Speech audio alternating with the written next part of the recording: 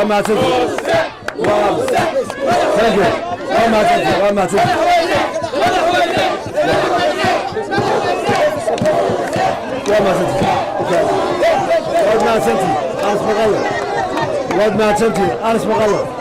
بسم الله الرحمن الرحيم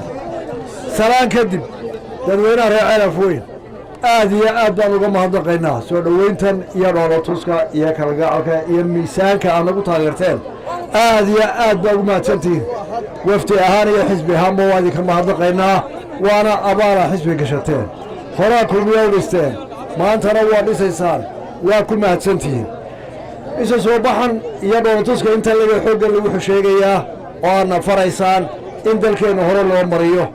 in waddada ceergaaba dhammaato in biyaha erib jooga la soo gaarsiiye Ceelaf Weyn in ardayda halkan joogta ee wax ku barata ay jaamacado hesho iyo kuwa jaamacadaha ka baxo shaqo hela